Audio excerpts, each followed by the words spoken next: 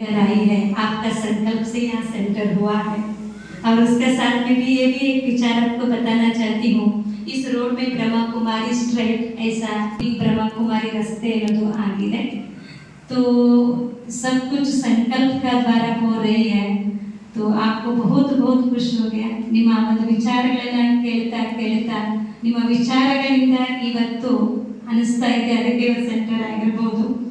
ಮತ್ತು ಅದರ ಜೊತೆಗೆ ಅವರ ವಿಚಾರಗಳನ್ನ ಕೇಳ್ತಾ ಒಂದು ವಿಚಾರ ಅನಿಸುತ್ತೆ, ಹಾಲಿನ ಜೊತೆಗೆ ಸೇರಿಸಿದರೆ ನೀರು ಕೂಡ ಹಾಲಾಗುತ್ತೆ, ಹಾಗೆ ಗುಣವಂತರ ಆಶ್ರಯವನ್ನ ಪಡೆದರೆ ಗುಣಹೀನರು ಸಹ ಗುಣವಂತರಾಗುತ್ತಾರೆ ಎನ್ನುವ ವಿಚಾರಗಳನ್ನ ಇಟ್ಟಿದ್ರು ಅವರು।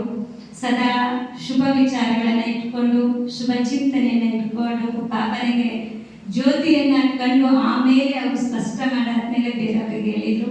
ತುಂಬಾ ತುಂಬಾ ಧನ್ಯವಾದಗಳು ಅನನವರಿಗೆ ನಾನು ಹೇಳೋದಕ್ಕೆ ಇಷ್ಟಪಡ್ತೀನಿ। अभी भोग बाबा के लिए भोग रखेंगे।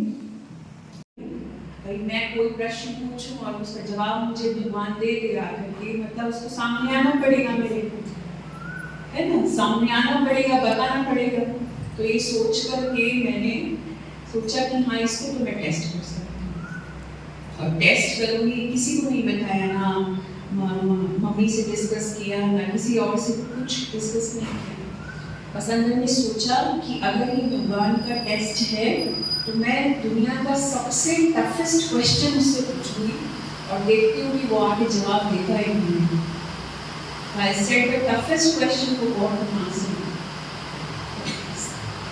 ऐसा मैंने रात को एक सवाल पूछा कि इसका जवाब मुझे मिल जाए तो मान लूंगी। सवाल थोड़ा सा बहुत absurd, एकदम अजीबोगरीब सा सवाल, उसका कोई उत्तर नहीं है, इसका कोई उत्तर नहीं है और थोड़ा सा मेरी लाइफ से भी जुड़ा हुआ सब प्रश्न था। ऐसा प्रश्न पूछ करके मैं सो गई। मुझे कोई फिर सुबह को जब मैं उठी हूँ तो मुझे कोई याद नहीं, कोई मेमोरी नहीं किसी तरीके की कि मैंने कुछ ऐसा किया, क्योंकि कोई उम्मीद नहीं थी, बिल्कुल भी उम्मीद नहीं थी कि कोई आएगा और मुझे जवाब देगा, कोई उम्मीद नहीं। मैं ऑफिस गई, ऑफिस जाके अपना काम करके शाम को जब मैं वापस आई तो मेरी जो माता जी थी वो दरवाजे पे खड़ी थी, यहाँ जैसे दरवाजा है ऐसे खड़ी, और मैं जैसे अपनी गाड़ी से उतर के दरवाजे की तरफ गई, उन्होंने बहुत कस के मेरा हाथ पकड़ लिया, बहुत कस के। मैं आज भी महसूस कर सकती हूँ कि इतना टाइटली उन्होंने मेरा हाथ पकड़ा था कि मैंने पूरी शक्ति से उसको छुड़ाने की कोशिश की पर हाथ नहीं छूटा। और मैं इतनी थकी हुई थी, तो मैंने बहुत थकी हुई और उसको बहुत बुरा भला बोला कि आप क्या हुआ। तो ये पहली बार था जब उन्होंने ऐसा किया, फर्स्ट टाइम, उससे पहले कभी उन्होंने ऐसा नहीं किया। उन्होंने कहा आज मुझे मुरली सुनानी है। तो मैं पहले तो हैरान हो गई कि वो अचानक क्या हो गया, मुरली भी सुनानी थी। वो उस दिन की मुरली भी नहीं थी, उनके पास जो कमरा था उसमें से पुरानी सी मुरली निकाल कर आई और मुरली पढ़ना शुरू किया। तो वो मुरली का फॉर्मेट एकदम चेंज, और वो क्या पढ़ते हैं, कुछ बच्चे ऐसा पूछते हैं और वो प्रश्न बाद में वो बोल रही है जो मैंने रात में पूछा था।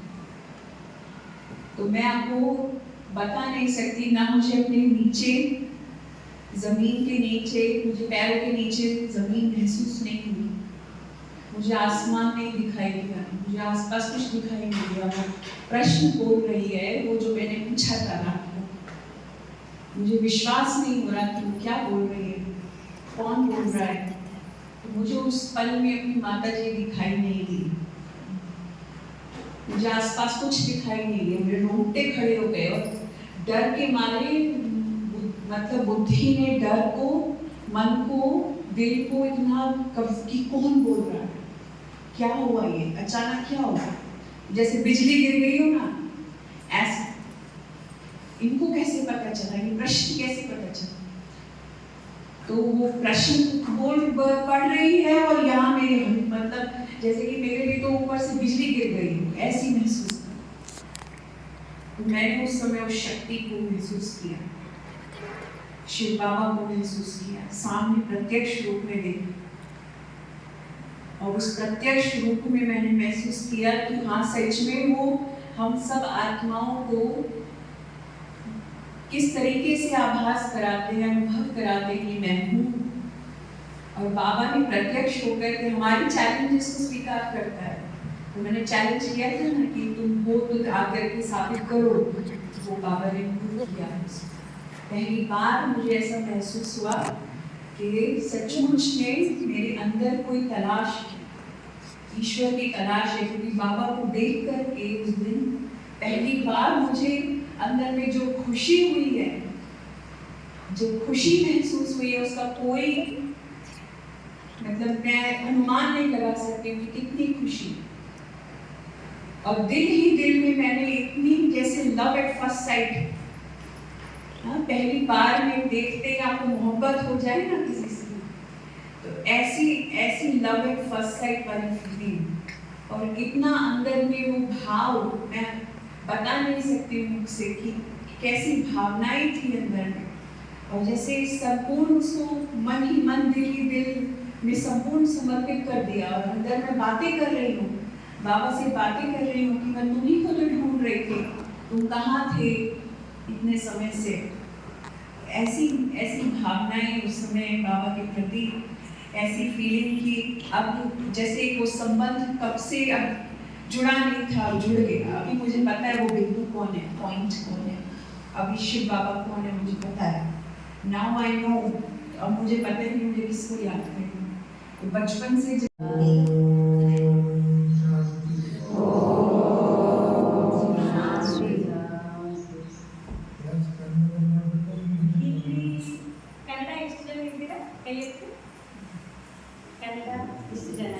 हिंदी बाकी सब लोग हिंदी ग्रुप है, तो 60% 70% हिंदी है, 30% कन्नड़ा है। कन्नड़ा, हाँ, ओके। संगम युग में भी अंतिम घड़ी में खड़ा है। दुनिया के 5000 वर्ष के इतिहास में संगम युग बहुत छोटा युग है। इस छोटा युग में भी एक अंतिम परिवर्तन वेला के समय है। इसका लक्षण अब सारी दुनिया में दिखाई देता है। सबसे बड़ा लक्षण युग परिवर्तन के लिए सबसे बड़ा परिवर्तन क्या होना चाहिए?